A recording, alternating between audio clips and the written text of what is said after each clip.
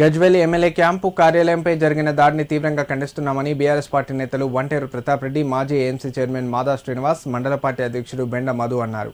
కాంగ్రెస్ పాలనను ప్రజలు వ్యతిరేకిస్తున్న నేపథ్యంలో తమ ఉనికిని చాటుకునేందుకే బీఆర్ఎస్ నేతలపై కక్ష సాధింపు చర్యలకు పాల్పడుతున్నారని ఆరోపించారు. గత 2 ఏళ్లలో గజ్వేల్ నియోజకవర్గానికి అభివృద్ధికి నిధులు కేటాయించలేదని విమర్శించారు.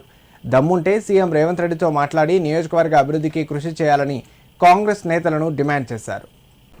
సిద్దిపేట జిల్లా గజ్వేల్ ఎమ్మెల్యే క్యాంపు కార్యాలయంపై దాడికి నిరసనగా బీఆర్ఎస్ పార్టీ నేతలు బంద్ చేపట్టారు. ఈ సందర్భంగా ప్రజ్ఞాపూర్ ఆర్టీసీ డిపో ముందు ధర్నా నిర్వహించారు.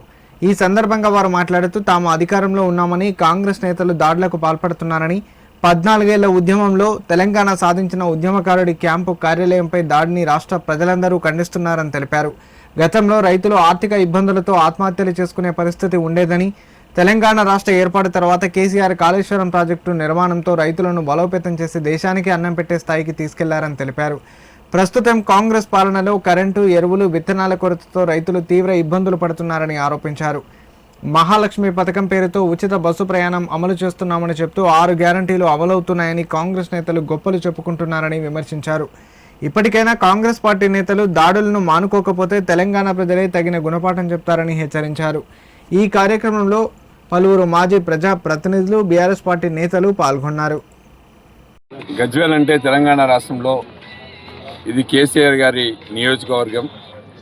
తెలంగాణ రాష్ట్రాన్ని సాధించిన తర్వాత గజ్వేల్ నుండి 2014లో, 2018లో, 2023లో ఎప్పుడు భారీ మెజార్టీతో ప్రజల యొక్క మన్ననలు పొంది గెలిచినటువంటి నాయకుడు కేసీఆర్ గారు.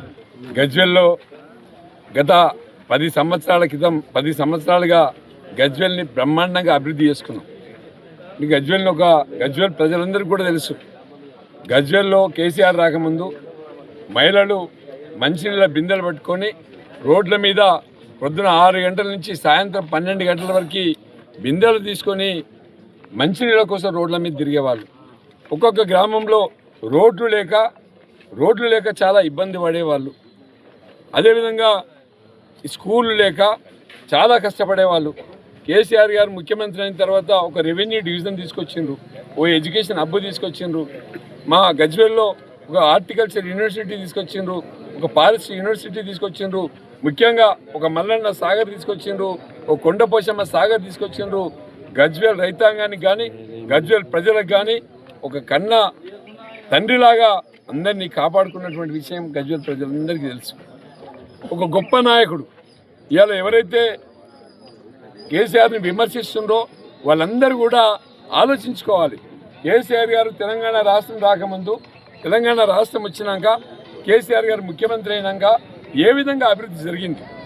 ఎక్కడ ఒక గజ్వేల్ ఒక్కటే కాదు, రాష్ట్రంలో ఎక్కడ చూసినా కూడా అభివృద్ధి కనిపించింది.